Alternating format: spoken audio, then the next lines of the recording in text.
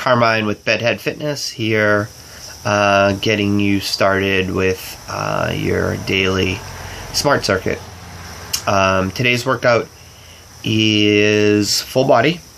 It fits the components and elements of high intensity interval training, and it is a little bit more posterior focused. So although it addresses the muscles, all the muscles in the body, a little bit more the front of the body than the back. So within our motions, we're going to use a standard push-up, which I'm kind of curious. I usually use push-ups as part of my morning, just to sort of get a count and see where I'm at with it. I'll be doing a traditional push-up, but I'll be showing you several modifications if you're not at the push-up point, or you're trying to get there but you don't know quite how to get there. And it's if you happen to be one of the female listeners of this station, push-ups in terms of strength to body weight ratio for body weight exercise are very challenging for a female. They're not easy.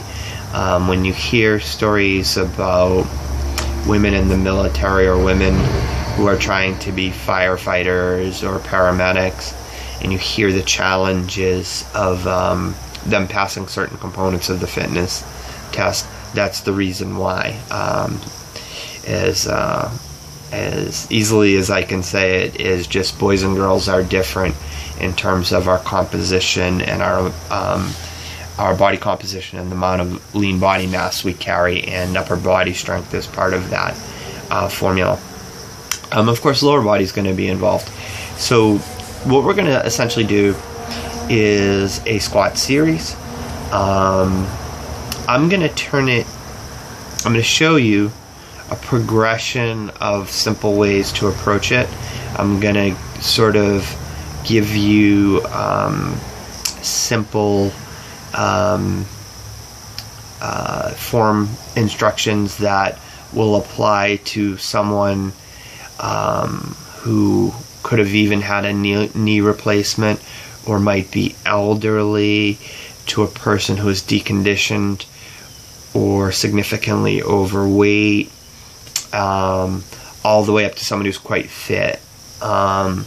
So since, despite my age, I fall on the higher end of the spectrum, when I eventually stop instructing and start executing the exercise for myself, I'll be using a plyometric approach. And plyometric approach is really just sort of a term that broadly covers creating explosive muscular contractions throughout the body. So most of your bounding and jumping type exercises fall into the plyometric category. They have a significant value in stimulating more than one, both slow and fast twitch muscle fiber, but also creating a really high cardiovascular demand, which is really helpful in interval training when you're trying to build intensity. So, and then the third motion we'll try to travel into will be the most complicated of the three. We'll be using a leg lift position in order to use a Russian twist movement. So this one's kind of complicated, and I'm kind of curious how well it's going to come off on camera. I'm probably going to have to reorganize space just a little bit for it, but hopefully you'll be able to, with the descriptions I give you, see it well enough to execute on it yourself. So I guess the place to start is going to be from the push-up, and I'm going to move you through the different variations on that. So, with the push-up, essentially it starts in our high plank. So we need to have that integrity of the plank in order to create an arm bend without losing our lower body strength by falling out of position and moving our muscles out of a position where they can execute on their strength and they're aligned to use their strength. So the first mistake that people make with a push-up is losing the plank position. So as I went to go to bend my arms, a lot of people might fall at the waist. Now their hips are getting closer to the ground, so that makes them feel like they're accomplishing the push-up. But what accomplishes the push-up is the bend of the arms. So I want to be clear on that. So I'd much rather you maintain the integrity of the plank and your push-up is only 2 inches deep than you bend your arms 3 inches or you get close to the ground and your hips fall apart. That's not going to be very useful to you. Now, if you haven't hit the point where you're able to sustain your high plank for any significant amount of time, we're going to start with our belly on the ground. We're going to start with our arms close to the shoulders, and we'll keep our we'll allow our elbows to sort of sit wherever they move naturally, and we're going to peel up. So we're still using our deltoids, our pectoralis, and our triceps. But we're actually using lengthening the waist and working on some spinal flexibility at the same time. So there's a lot of value to that version as well. But since a lot of my body weight is on the ground, not as challenging as the full push-up. But I'm going to use the full push-up, so I'm going to go right into that and see how I do for reps here. So I'm in my good plank, and then I just travel into my push-up.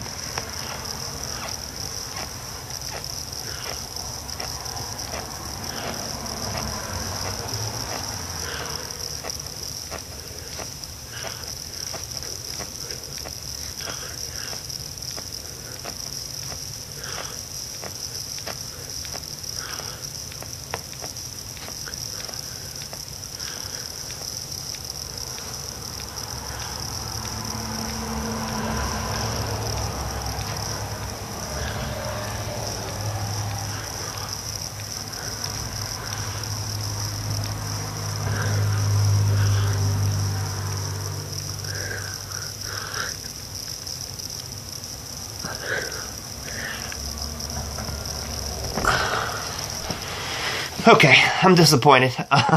75. I love it when I'm able to do 100, but it just wasn't there today, which happens. But even when you're taking a body weight motion like that and you're traveling into that many reps, my heart rate's already elevating. So I'm going to change the camera angle just a bit, and that's going to allow you to see my squat position. I forgot to tell you that we're working with a body bar here. They come in several different weights. This is a 12-pound body bar. I'd probably, for my purposes, keep something closer to like 25 or 30 pounds. But really, it's enough. It serves a purpose. You don't need much more than this.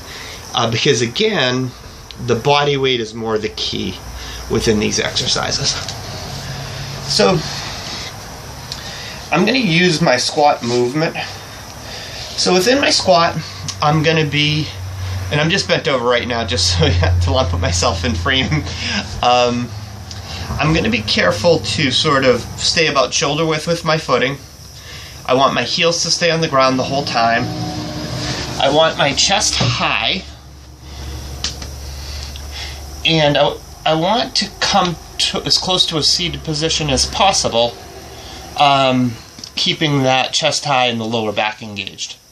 So I'm not falling into my squat by bending it over at the waist that way.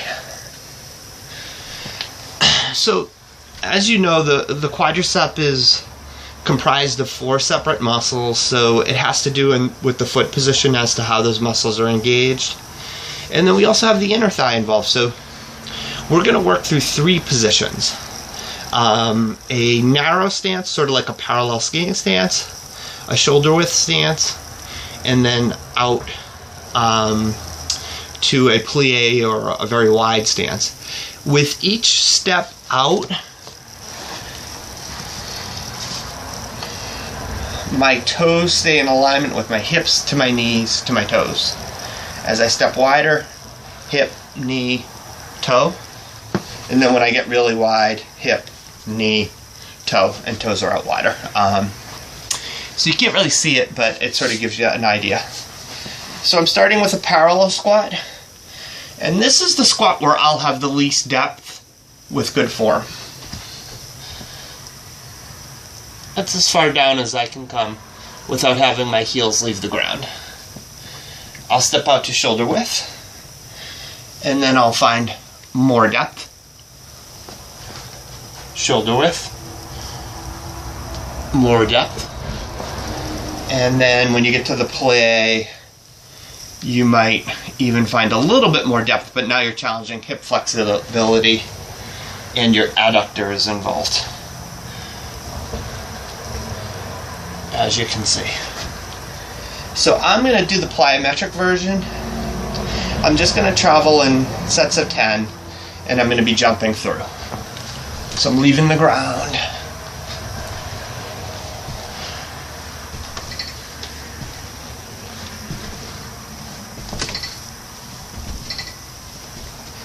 I sit all the way into the squat, but I accelerate out and actually leave the ground.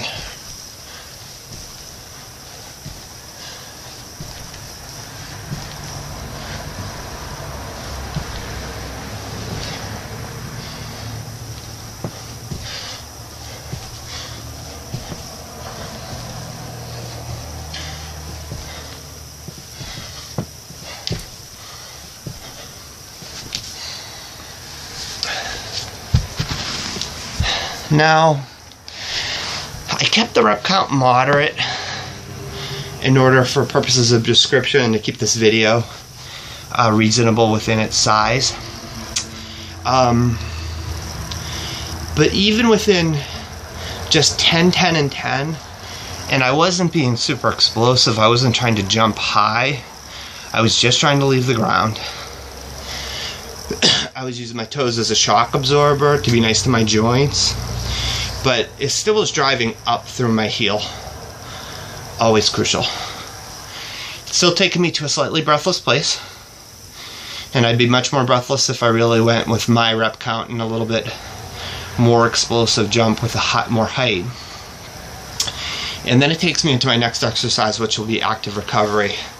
So now we're going to take those muscles that we already lit up when we were doing our push-up, our chest, our pectoralis major and minor, our anterior delt, and our tricep, and we're gonna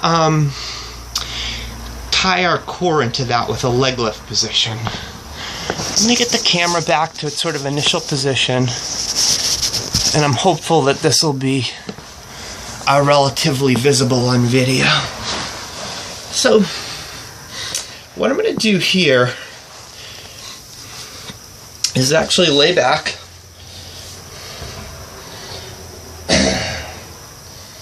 and hold when I establish my leg lift position, I take my legs all the way up and then I lower until I feel my abs engage strongly, but I don't feel too much recruitment from the lower back. If I'm feeling too much recruitment for the lower back, it probably means my legs are too low. I'm not ready for the exercise. Or maybe you can mitigate it by bending the legs gently. And I always use a gentle bend to my legs. I never have locked legs in a leg lift position. So I come up, I lower into my leg lift position, and then from there I'm going to tilt the body bar until one shoulder blade comes up, and then I'm going to tilt the body bar until the other shoulder blade comes up. So each time I hit one shoulder blade, I really get a strong ab engagement.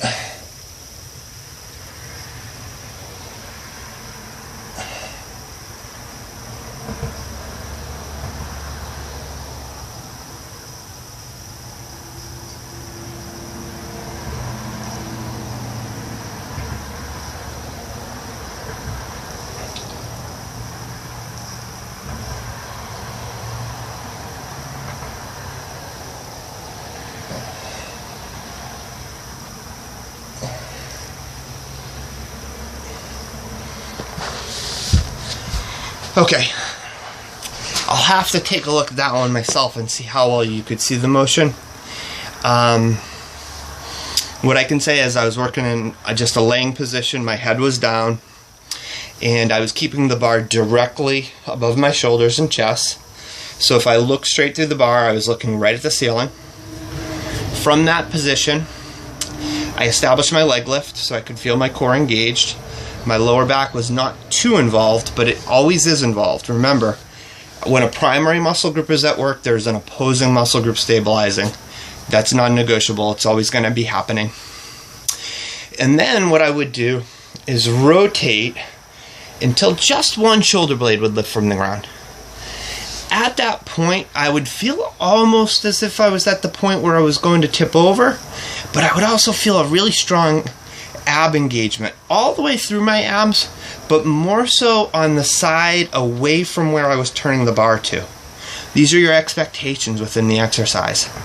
So right from the get-go, in the leg lift position, my abs were hard at work, and then the rotation with the Russian twist from the lying position in the leg lift position only made it more challenging. So I'd say I consider it extraordinarily effective ab exercise. Not only rectus abdominis, but your serratus, your transverse abdominals, your obliques, and of course your back extensors, which really involves that belt, which develops a strong core and helps us with posture. We have our visitor with Dusty here. He's arrived for the morning. So those are your 3 exercises. Remember, you're choosing the modification that works best for you. Remember, you're working at the pace that makes best sense for you, but you want to be breathless or quite breathless throughout the workout for it to be effective. And these reps that I'm using to demonstrate don't represent the time that are going to effectively give you the value of a daily workout. You need it to last. I always say 20 minutes. 15 minutes was actually where the science said, but it's really 15 minutes from once you achieve a target heart rate, which might be around 75%, around 70% of your heart rate maximum. And then when you're in your intervals, you may be traveling up as high as 80% or 85%, depending on your age and your amount of current condition. So in the first motion, my heart rate would elevate. The second exercise, even higher. Third exercise, my heart rate is still high but coming down. And then I'm back into the first exercise for the first part of the circuit. Choose your reps for something that makes sense, where you can maintain great form throughout. Work towards a high level of fatigue or towards exhaustion. But remember, if you're just getting started, be nice to yourself. You're going to have to get your joints accustomed to the exercise. You're going to have to get accustomed to the discomfort that comes with exercise. And initially, your body won't be putting out those chemicals that help us manage pain, which is common to people who exercise all the time. Comes along with the runner's high. So that's your daily smart circuit. I hope it helps you a lot. Please subscribe to the channel if you are starting to use these. I hope you are. I hope it's helping some people get started. If it's not, if it doesn't make sense within your fitness plan as either a substitute workout or your daily fitness, please pass it along to someone who might use it. If you found this helpful in any way, hit the like button. And if you're confused or have an opinion about any of this, please get into the comment section, and I'm glad to answer any of those questions. So, Carmine from Bedhead Fitness signing out. Have a fantastic fitness day.